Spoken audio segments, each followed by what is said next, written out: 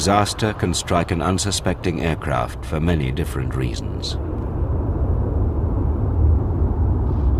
When it does, no one wants it to happen. But that's not always the case.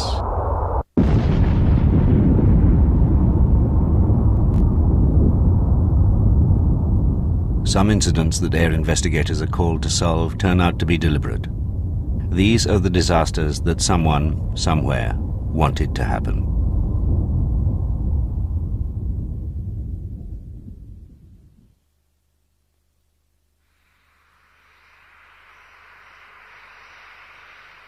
This is a public safety announcement. For your protection, never leave your personal belongings, carry-on baggage, or parcels unattended for any reason. Also, never take another person's baggage or packages onto an aircraft with you. Report anything questionable to the nearest airline employee or airport police officer. Thank you. When deliberate damage to aircraft is suspected, the air investigators play second fiddle to the criminal detectives. That's what happened on December the 7th, 1987, when 43 people took off on Pacific Southwest Airlines Flight 1771 from Los Angeles. It was due in San Francisco at 4:43, but it never arrived. Putting together the puzzle of what happened to Flight 1771 was to shock even the most grizzled detectives. Good evening, and thanks so much for joining us on this Monday, December 7th. We have lots to tell you about, and we will lead off with what is apparently a plane which has crashed near Templeton this evening. The plane went down about 4:25, we understand, and we have no confirmation.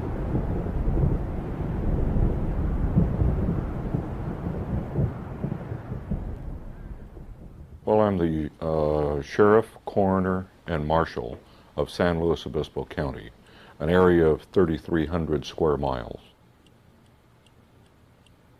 Well, on the way to the crash site, we received information that there was possibly gunshots involved. I assumed that maybe gunshots were from the ground up. The first detective to arrive at the scene was Bill Wammock. I couldn't comprehend at first that this was something larger than perhaps a small single-engine private aircraft. And I kept thinking perhaps he was carrying newspapers. It just seemed to be nothing but papers blowing gently in the wind, hanging in the trees. The thought never occurred to me that it was actually bits and pieces of a large aircraft, a commercial aircraft, bits and pieces of passengers' luggage, and in some cases bits and pieces of a human being. The plane came down about 10 degrees over vertical at about 720 miles an hour when it hit the ground. There was nothing that had any shape to it that was recognizable. Most things torn and jagged, small pieces. In the most cases, no larger than a man's hand. We found personal belongings, driver's licenses, credit cards, pictures of family members. We put them in plastic bags, labeled them with the grid area which we were searching, and turned that over to the coroner. Parts of bodies would be placed in one bag, any evidence or parts of a plane that they thought was of some significance placed in another.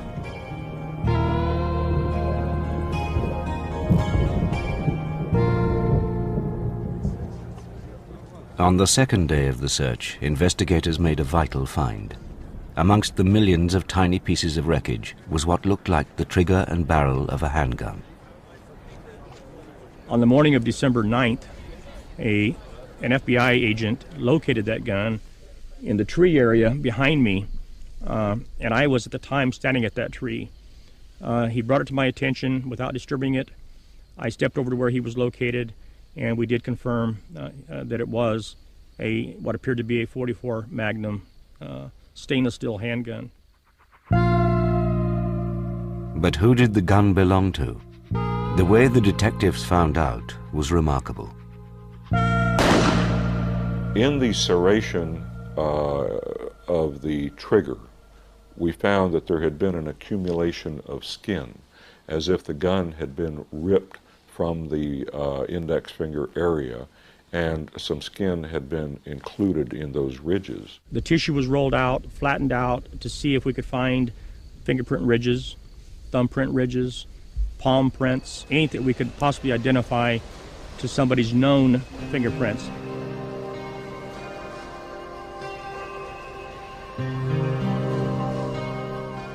Meanwhile, the FBI had been checking the passenger manifest of those who'd boarded Flight 1771. On that list was a man named David Burke, whose fingerprints were on file. We were able to determine that that skin was in fact the fingerprint of Mr. Burke. Now investigators had a suspect and a weapon, but they still needed a motive. The FBI soon discovered one. Burke had been fired by the airline just 2 weeks earlier. David Burke was terminated for stealing $69 from the aircraft cocktail fund that the flight attendants maintained. He appealed his termination and had a hearing scheduled on December the 7th, which is the day of this incident, at 2 p.m. in the afternoon before Ray Thompson, who was his supervisor. And at that time, David Burke learned that his appeal was not being granted. As he left the office, the secretary to Ray Thompson at the time remarked to David Burke, in an effort to ease, I believe, the tension that was in the office, "Will David have a good day," or words to that effect. And he paused upon leaving and looked at her and said, "I intend to have a very good day."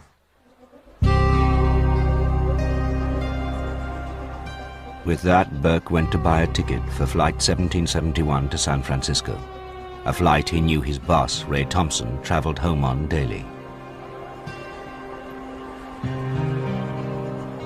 And with his ticket in his hand, Burke went off to get his gun.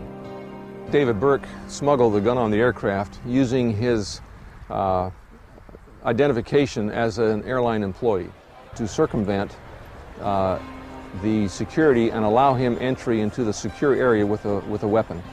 And that identification was found at the scene of the crash.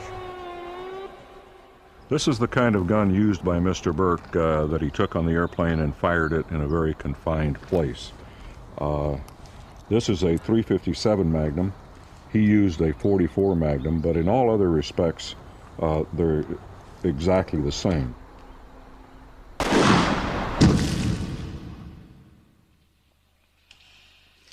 During our investigation on the scene of the crash, we recovered a air sickness bag. And on that bag was written a note, obviously addressed to Ray, we believe Ray Thompson. I was startled by that because things were blowing all over the place, as I said, 7-8 miles away in a very large area. And we had what appeared to be millions of pieces of paper out there. And the note we have determined, the laboratory, the FBI Identification Division has determined was written by David Burke. The letter, or the note, said, "Hi, Ray, it's kind of ironical, isn't it, that we end up like this? I asked for leniency for my family, remember?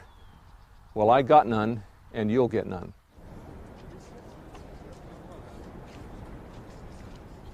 What finally allowed the detectives to piece together the last moments of Flight 1771 was the discovery amongst the wreckage of the cockpit voice recorder, the so-called black box. After overnight analysis in Washington, the tape was rushed back to the crash site. When we got the tape back from the contents of the black box, I was out on the scene and we found a car that had a tape player in it. So several of us, the head of the FBI and others, sat to see what had happened in that cockpit. Through the analysis of the voice recorder, we heard the door to the restroom right next to Ray Thompson open and close just seconds before the first shots were overheard. We believe that Ray probably received the note from David Burke as David Burke went to the restroom, and that he then came out of the restroom with his revolver unsheathed, and that he immediately shot Ray Thompson. The next thing that you could hear on the tape was a door opening and a female voice saying something to the words of "there's a problem." You could hear either the captain or the co-pilot ask what the problem is. You could hear another male voice say something to the effect of "I'm the problem." And then there are additional gunshots. The conclusion that we've come to is that Mr. Burke entered the cockpit and executed both the pilot, the co-pilot.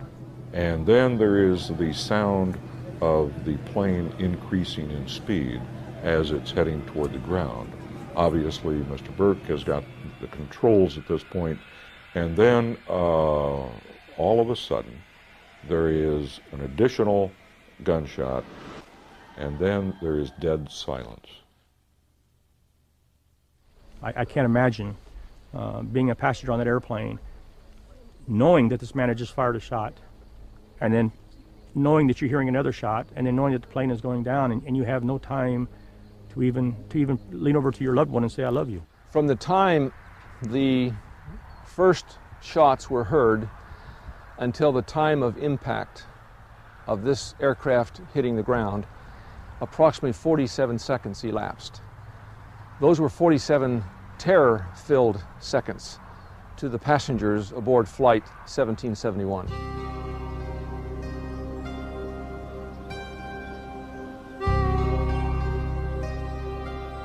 This entire incident took place because Mr. Burke was fired for stealing $69.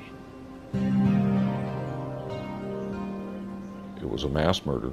It was a suicide. It was a plane crash. It seems like a very significant disparity between $69 and the loss of this aircraft and 43 people.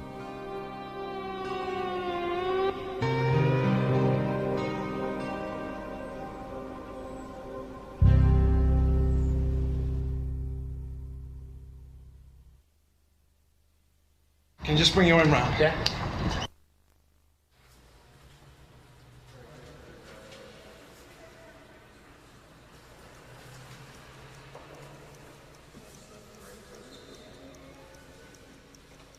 In the early 1970s, explosives expert Walter Korsgaard was asked to set up a counter-bombing unit for the body which regulates America's flying industry, the Federal Aviation Administration. Part of my job there was making speeches around the country. And in the process, while I'm talking about the bombers, I would build a device to show how anybody could do it. I would buy all the components right in the town where I was. And little by little, it would come together. And of course, what I would attempt to do would be to set the clock, the timer, if you will, so that the bomb would go off. Of course, not like a regular bomb, but with a good flash and a little booming and some smoke to get the audience's attention.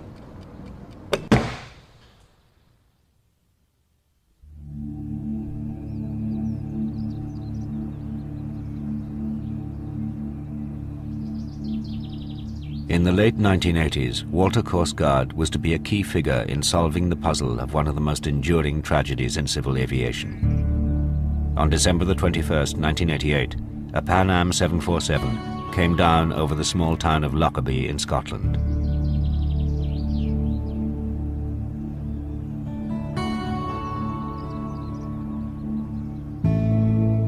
Pan Am 103 was on its way from Heathrow to New York City. As it reached its cruising altitude of 31,000 feet, a bomb the size of a sugar bag blew the jumbo jet from the sky. Minutes later, all 259 people on board and 11 people on the ground were dead. No suspect has been tried for those murders. The question, why not, is the one most despairingly asked today. But that wasn't the first question facing investigators a decade ago. At 4 o'clock in the morning, I got this phone call. The instruction was to go to the scene at Lockerbie and use my experience and knowledge to try and decide whether this crash was accidental or whether in actual fact it was a result of a criminal act. The debris and carnage caused by this accident stretched for 800 square miles, and in fact 2 separate trails of debris were determined during the investigation. These trails had a gap of between 2 and 3 miles between them.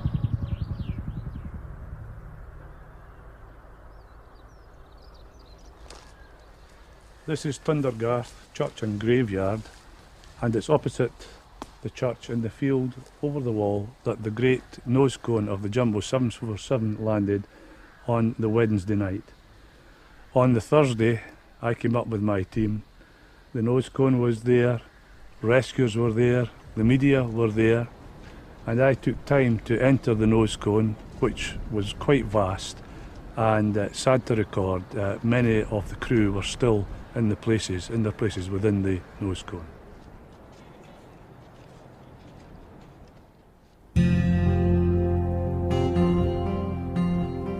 In Lockerbie, speculation was at fever pitch.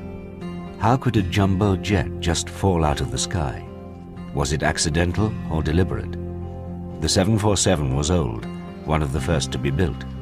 It had flown 72,000 hours and completed over 16,000 flights.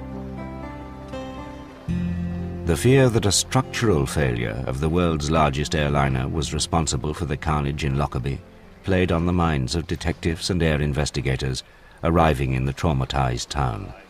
The scene that greeted me on arrival at Lockerbie was the most harrowing scene I have ever witnessed.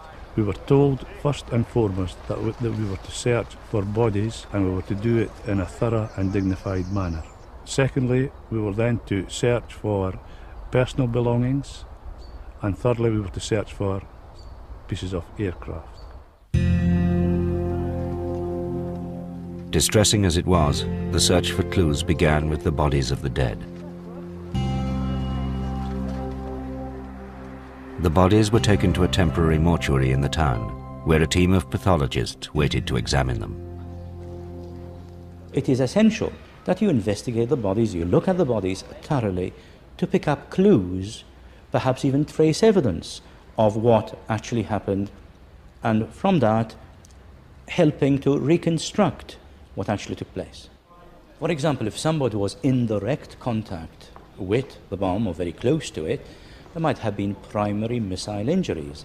Bits of the bomb, bits of the circuitry perhaps, would have been embedded in people who were sitting in the seats above the bomb or sitting close to the bomb. But the examination of the bodies gave up no clues, and the frantic search for evidence now turned to the aircraft debris. This is the home territory of air investigators worldwide, and within 24 hours of the destruction of Pan Am 103, British air investigators had been joined by their American counterparts. Among them was the Mr. Bomb of air investigation, Walter Korsgaard, from the Federal Aviation Administration. The first day he arrived, he was dressed in yellow oilskins.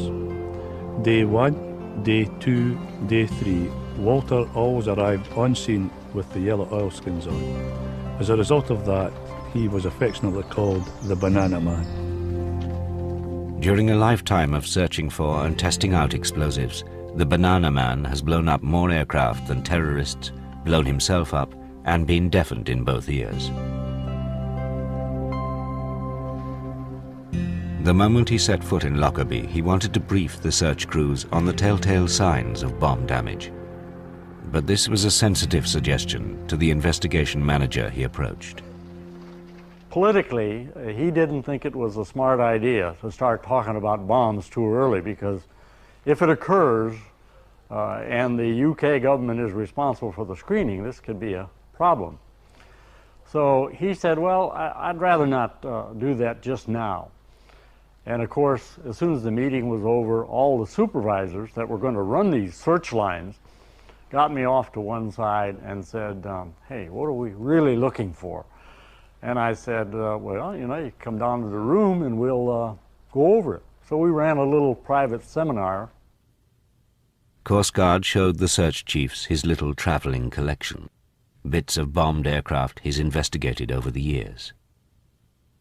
They all showed the telltale signs of sooting and the distinctive jagged edges, unlike any mechanical tear. We wanted them to look for pieces of metal with those characteristics, plus gas washing craters, which is little craters in the metal that look like a typical bomb crater, actually, but they're very tiny. But you can see them with your naked eye, usually.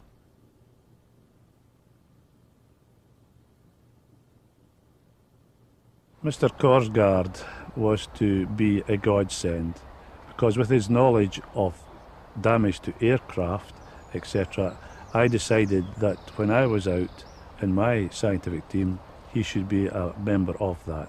And the two of us set up a great rapport as we set about trying to establish what had caused the aircraft to crash. And so together, the Scottish forensic investigator and America's Mr. Bomb started in on the 800 square miles of crash site. That search would become one of the most thorough in the history of aircraft investigation.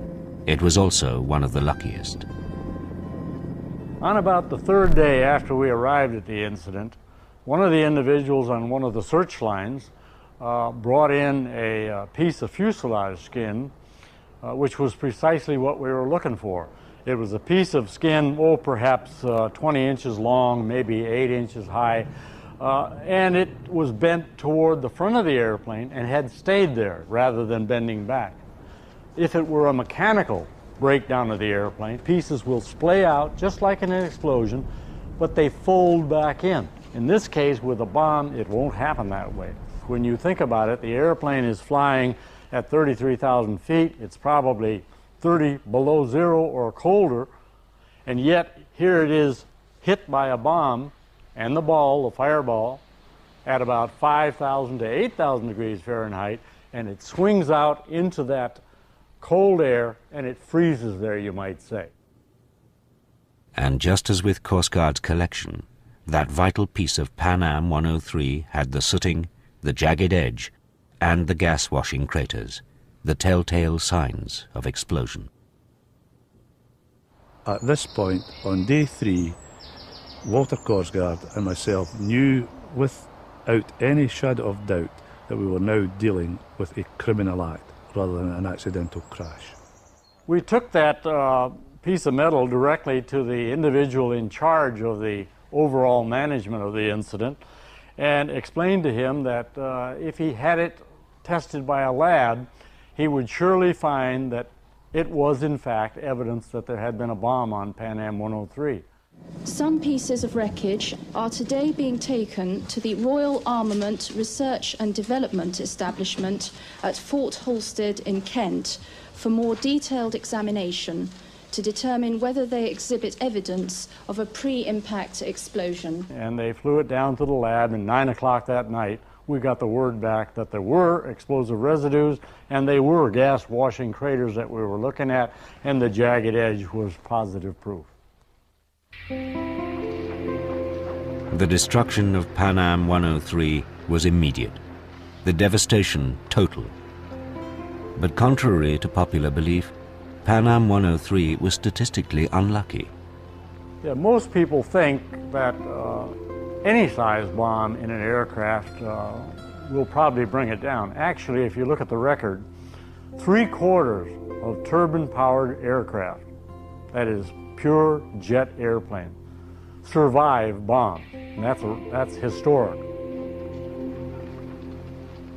So how was it that Pan Am 103 was blasted into 1 million pieces? To find out, the investigators decided to blow up some aircraft.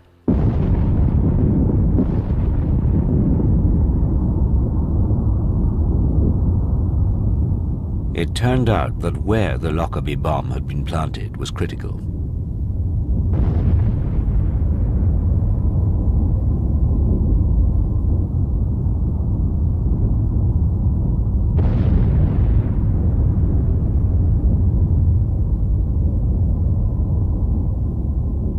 The tests revealed that the forward cargo hold, where the Lockerbie bomb went off, is a particularly sensitive area in wide-bodied jets.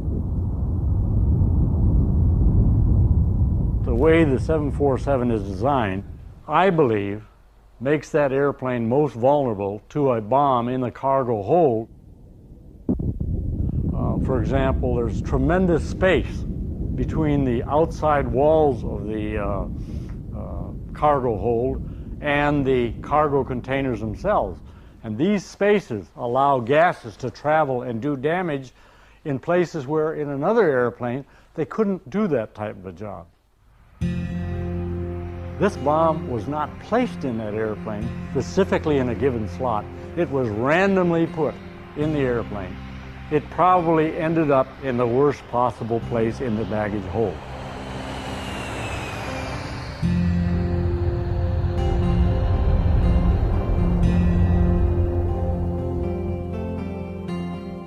The consequences of the loss of Flight 103 were huge. Pan Am went out of business, while the US government, under pressure from the families of the Lockerbie dead, spent millions building this security research laboratory. It's dedicated to preventing another Lockerbie. Back in '89, the year following Pan Am 103 incident, I was involved in actual research testing that was done with the UK, the Scottish, the FBI, and the FAA here in the States to demonstrate the type of damage that was done in the Pan Am 103.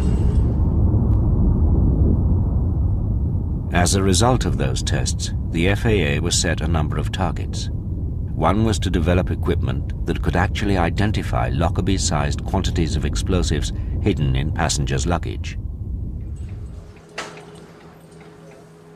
By borrowing from technology first used in hospital body scanners, researchers developed a new type of airport machine. It scans and maps a bag's contents, analyzes them, identifies any explosive and any object it's hidden in. The system here, the CTX 5000, is designed to actually look for the bomb quantity explosive before it gets on the aircraft. We have done extensive testing, both with suitcases without explosive and suitcases with explosives, all military and commercial explosive. This bag has a two-speaker cassette radio. You'll notice that the two-speaker magnets are on the lower part of the picture. The red object is the explosive, which is concealed inside the radio cassette player. It has determined that it's a military-type explosive. The mass is approximately 900 grams, and the density is 1.4 grams per cubic centimeter. Clever the new machine may be, but it has been bought by just a handful of airports, and most of those American. Another consequence of Lockerbie was the development of a luggage container that, should a bomb get on board, will resist the kind of blast that downed Pan Am 103.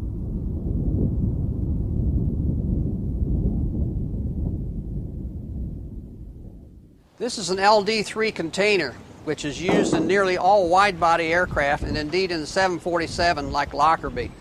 These two units are the same size, but they're hardened containers which have been developed by the research and development money for the FAA, and they both have withstood the amount of explosive used in Lockerbie or even larger.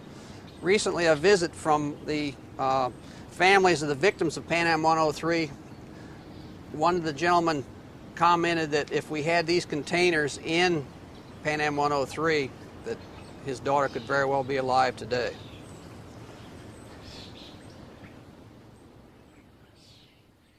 But blast-resistant containers are not in use even today. So far, they are simply prototypes.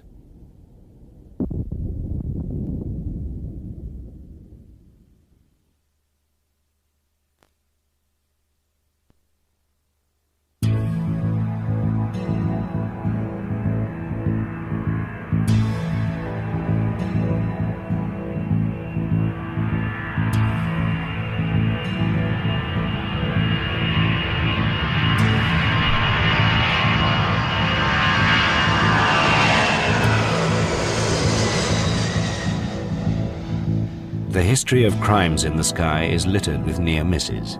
Tower 3 Hotel, do you have a handoff for me, sir? 3 Hotel, you may now. The little-known story of FedEx Flight 705 is one where the outcome could have been even more destructive than at Lockerbie.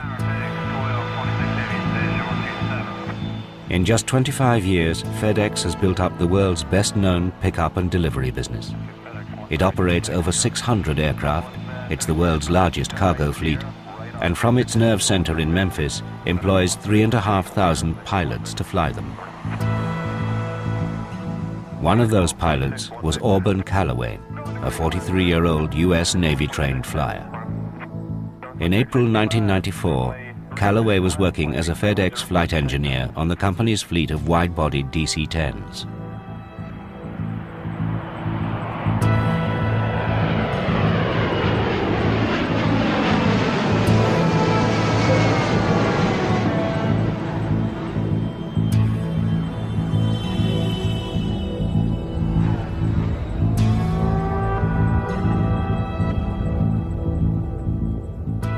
Richard Boyle is a Vietnam veteran who has flown for FedEx since it first took off 25 years ago.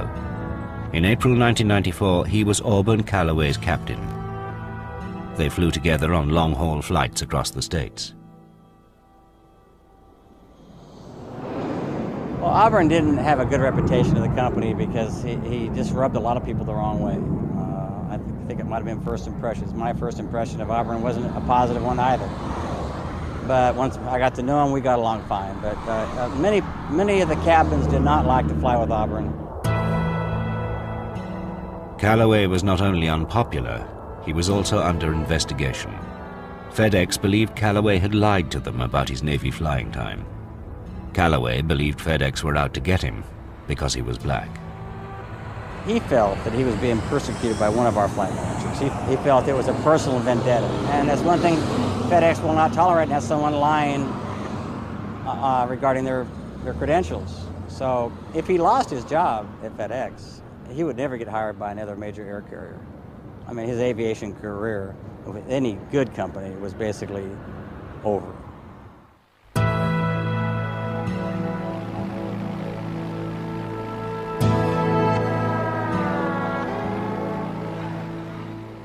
Fellow flyer and Memphis newspaperman Dave Hirschman discovered more about Callaway's paranoid character.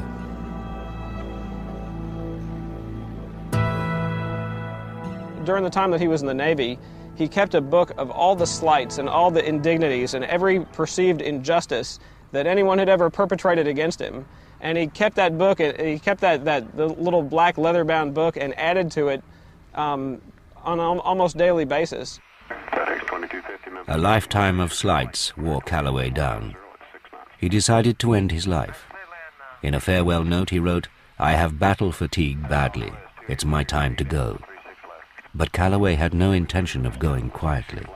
Callaway's plan was to knock out Federal Express. He wanted to strike at the very nerve center of this very complex, worldwide, global organization. And his method of doing that was to commandeer a DC-10, fully loaded with fuel, and to crash that airplane into the FedEx nerve center at Memphis International Airport. When you think about a 500,000-pound jet with 100,000 pounds of jet fuel on board, moving at over 350 miles per hour, and targeted at a particular location, the devastation would have been incalculable. FedEx has a long-standing policy. Any member of staff can fly free on any FedEx flight in the aircraft's jump seat, which is right behind the pilot on the aircraft flight deck. On April the 7th, 1994, Auburn Callaway buckled himself into the jump seat of FedEx Flight 705, a DC-10 loaded with electronics for California's Silicon Valley. Heading 310, cleared for takeoff. The wide-bodied jet took off from runway 9 at Memphis Airport at 3:02 that afternoon. Part of Callaway's plan was for his family to benefit from the company's life insurance scheme. But to be sure the policy paid out, he needed to make his suicide attack on his employer look like an accident.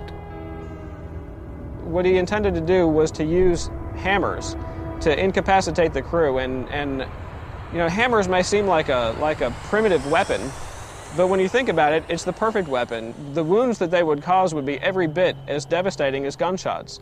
And later, when forensic experts examined the wreckage, they would find crew members with fractured skulls, but those injuries are totally consistent with an airline crash. 26 minutes after takeoff, at 19,000 feet, Callaway took up his hammer. Unsuspecting in the cockpit were his FedEx colleagues, Captain David Sanders, First Officer Jim Tucker, and Flight Engineer Andy Peterson. And the first thing he does is he delivers two devastating hammer blows to Andy Peterson. Andy Peterson was seated with his back to Callaway, and he was hit twice. And the impact of these hammer blows, they fractured Peterson's skull and severed the temporal artery on the top of his scalp. Jim Tucker was turning his head to the left to ask Peterson if he could identify the noise. And at that time, he was struck with an absolutely devastating blow. The hammer is a 20-ounce Stanley framing hammer, and it actually went through his skull, right about where he would have parted his hair. The hammer went into his brain, and Tucker was immediately paralyzed on one side of his body. He was losing vision. The impact of this blow literally bounced his face off of the instrument panel in front of him. David Sanders was still strapped into his seat. He had his hands up over his head. He was moving in his seat, trying to ward off these hammer blows, and he was struck several times. One of the blows nearly severed his ear, his right ear. Callaway expected these guys to be dead from these mortal wounds that he had delivered, but instead that they were still alert, and they were shouting to each other and exhorting each other to fight back. Callaway's plan was going wrong, and he retreated from the cockpit in panic. The blood-spattered Sanders and Peterson forced themselves out of their seats and went after him. They found Callaway holding a Magnum underwater spear gun, which he'd carried on board in a guitar case. The spear gun was his trump card, and he pointed it at Sanders, the captain, and he said, "This is a real gun, I'll kill you." And he implored them to cooperate with what he was doing. It was at this point that Tucker took the most extraordinary action. Tucker had enough presence of mind to take the aircraft with one hand and almost turned it upside down, which threw everyone in the back on top of Robert Callaway, which gave them a little bit of an advantage. The fact he did that with a crushed skull and only half his body functioning is just phenomenal. While Captain Sanders and Flight Engineer Peterson grappled with Callaway, Tucker raised the alarm.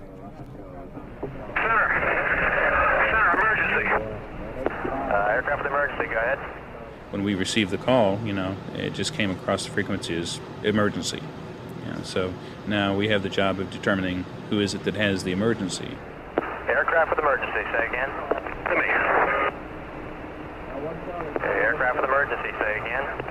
When we question, aircraft with emergency, say again, well, apparently at the same time we were saying that, they were trying to call us once again. Well, as we did that, our two transmissions blocked each other out, and so all we heard was like the last UNC of emergency. Aircraft with emergency, say again. This time, he came back and announced that it was, FedEx 705. Express 705. I've been wounded. We've had an attempted takeover on board the airplane.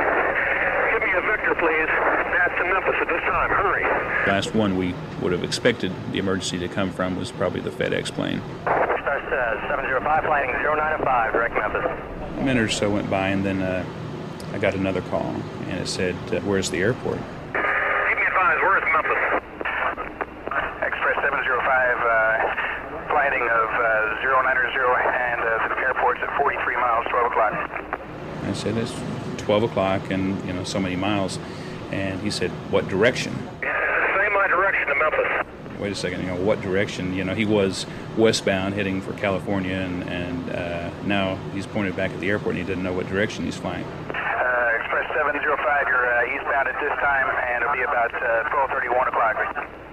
Look, just keep talking to me, okay? Jim Tucker is using this aircraft as a weapon, and he's flying it in a way that it's never been flown before, but the purpose is to let the crew have the upper hand. He assures them that he has control of the airplane and that they should get up and resist in any way that they can.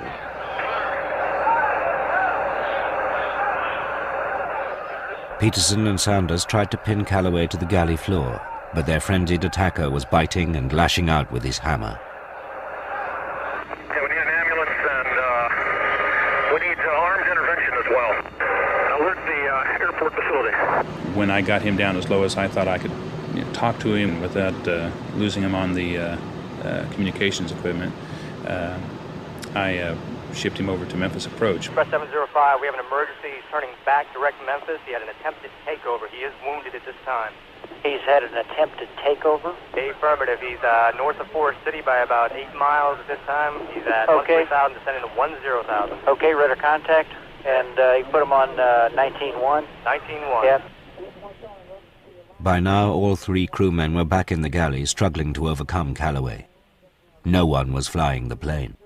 When he told them to change frequencies, I think they had it on altitude hold, and they were all in the back in the struggle. And I had tried to call them several times. Express 705 Heavy, Memphis, out of here. Express 705 Heavy, Memphis, out of here. Memphis, can you hear me? Is this Express 705 Heavy? 705, yes. 705 Heavy, Memphis, Roger. I do hear you. You can proceed direct Memphis if able. Expect runway 9er. The altimeter is 302-9er. You understand we're declaring an emergency. We need security to meet the airplane. We'll stop it on the runway or if we can. Express 705 Heavy, affirmative. All that's been taken care of. One of the first things you want to do in a hijacking is not make the situation any worse. You don't want to say anything that would anger the hijacker. You know, you want to ask him, hey, does the wacko have a gun? You know, and at that point, you know, it just might push him over the edge. And so you don't want to make the situation any worse, and you want to give all the assistance you can to the pilot, to the crew. Someone had to try and get the plane down. With First Officer Tucker and Flight Engineer Peterson on top of Calloway, Sanders forced himself back into his bloodied captain's seat. Sanders was alone in the cockpit making this maximum speed approach and landing. He was under incredible duress because this fight was still going on. It would ebb and flow, and at times the crew would think that they had the attacker under control, and then the fight would erupt all over again. Express 705 Heavy, verify situation still under control. Well, it's sort of under control. As he was coming in, the aircraft was going faster, much faster than normal. There's a speed limit of 250 knots below 10,000 feet. I saw his ground speed was about 350 knots, and I figured this guy wants to get home. That type of aircraft, you have to slow it down to make it descend. Otherwise, it doesn't descend very well. So it turns out he ended up too high for that runway. And at about 4,000 feet, probably, I don't know, 4 or 5 miles out, that's when he said, we're not going to make runway 9. We want 36 left. I'm coming around to 36 left. Okay, Express 705 Heavy, runway 36 left. Clear to land, clear visual approach 36 left. You are clear to land. The wind is 050 at 8. All other flights into Memphis were diverted. Everyone prepared for the worst. Dave Sanders was trying to land on runway 9, but ended up very high and very fast, was incapable of putting the aircraft down on the runway. So what he did, he broke off the approach and literally turned like a fighter to a downwind at 36 left. The aircraft made a very high banking turn, almost perpendicular to the ground as it made final and onto final approach to the airport. I thought the aircraft was going to crash. I didn't think he could save the airplane in that configuration. The aircraft, as it made its approach, was going over a very highly populated residential area. If the airplane had crashed there, it would have been conceivably loss of life and property. It could have flown into buildings, terminal buildings, airplanes. And of particular concern to me was the very large fuel storage tanks. He hit that, it had been a huge explosion, and it had been quite a catastrophe.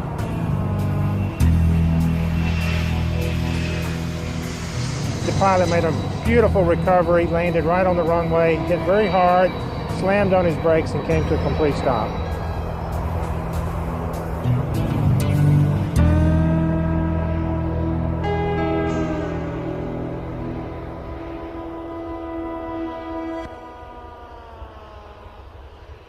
Exceptional piece of airmanship. You don't see that type of flying in a DC-10. A very nice piece of airmanship by a man who's very fatigued and very injured. It's quite phenomenal. Paramedic David Teague was with a posse of emergency vehicles summoned the moment Flight 705 raised the alarm. He raced across the tarmac to the now stationary jet. We pulled up beside the plane, off in the grass, off on the right wingtip. The bloody three-man crew managed to land safely despite critical injuries. The captain was saying, somebody help us get somebody up here before he kills us all. Paramedics found the crew and suspect Calloway covered with blood. There was blood on the walls, on the seats that were there. Everybody in the cockpit was covered with blood. You had 4 grown men that were fighting for their lives in this confined area for about 30 or 40 minutes. Probably one of the bloodiest scenes that I've seen in my years with the fire department. The three-man crew and 1 other person were aboard, an off-duty FedEx pilot, Auburn Calloway, who was just along for the ride. By just asking, I guess out of my own curiosity, why did you do something like this? And you can just kind of tell when somebody's thinking, and he kind of had that look on his face, and after 15 or 20 seconds he said, I guess it just went crazy.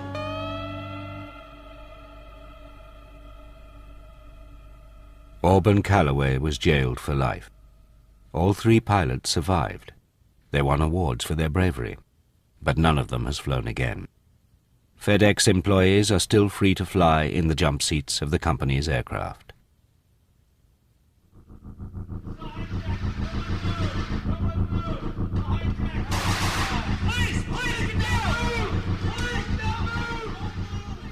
The number of hijacks and bombings throughout the 1980s sent shivers through the aviation community. Something had to be done. In America, President Reagan set up an extraordinary flying security service to protect American lives in the air.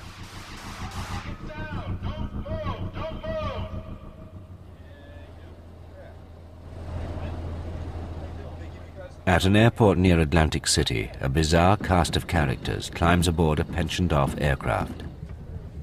The men behind the masks are U.S. federal air marshals. They insisted on hiding their faces from our cameras. There are about 1,000 of them. They are armed and they travel as normal passengers on U.S. flights around the world. You could be sitting next to one and you'd never know. Their mission? To stop the hijackers and the bombers. They practice as realistically as possible. Here, trainee marshals are being tested. They've got to pick just the right moment to shoot the hijacker, while making sure they don't hit a passenger. I told you not to look at me! Be quiet! I'll put you out of your misery! Okay. Don't move! Good.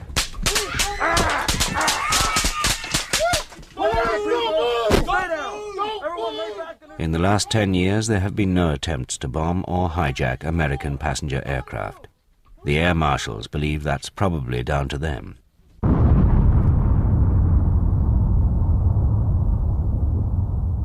One thing is certain. In a world of bombers, hijackers, and air marshals, more people than ever carry weapons onto planes and are quite prepared to use them, with potentially deadly consequences for us all.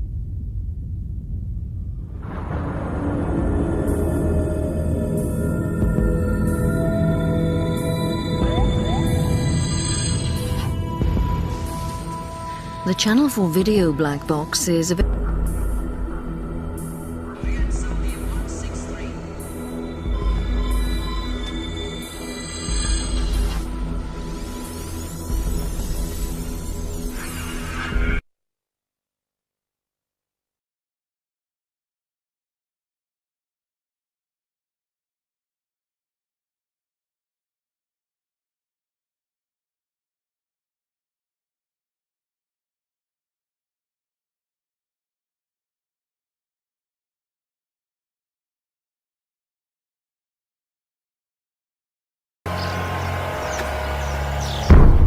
Rivas continues his search for a giant snake.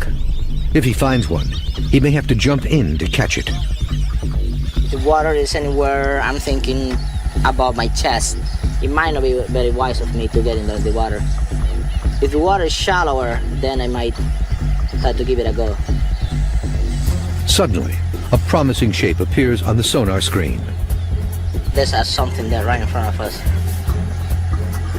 Oh, that looks like a snake. Look, look. Echa para atrás un poquito. Rivas abandons the sonar to search for the snake by hand.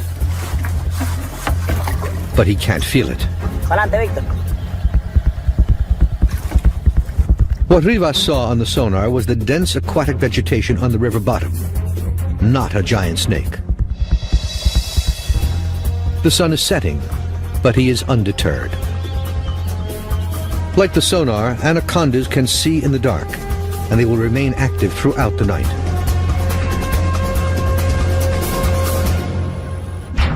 Back in South Florida, where the search for a giant snake continues, the day is also coming to an end. But that could be good news for biologist Joe Wasilewski. As the sun goes down, the roads stay warmer, the snakes, pythons in this case, will begin to migrate across, and that's usually when they move is right after sunset. In the wild plains of Venezuela and in these South Florida suburbs, evidence of giant snakes exists. In Venezuela, this cowboy narrowly escaped with his life. And this man says his 13-year-old cousin was swallowed whole by a 45-foot anaconda. In Florida, escaped pythons are invading neighborhoods, feeding on pets, even taking on the authorities sent to capture them. So far, no one's ever been killed here by one of these escaped pythons. However, these photographs prove they've become giants, large enough to swallow alligators whole. And these photographs, widely circulated on the internet, could be evidence that they are man-eaters. Although they can't be authenticated, experts agree it could have happened. I think if a 30-foot constrictor, an anaconda, a python did exist, and it did come across a human being and it was hungry, there'd be nothing that would stop it from swallowing that human being. History is filled with accounts of giant snakes, some over 150 feet in length. Can science now prove the existence of such a snake? In the wilds of Venezuela, motion-sensing cameras are keeping watch on land. And by the light of the full moon, Jesus Rivas continues his search of the waters. Anacondas are very patient animals. If you want to deal with them, you just need to be just as patient as they are. Even in the pitch-black waters, the state-of-the-art sonar sees everything. Rivas is hoping for a glimpse of the snake's distinctive coils.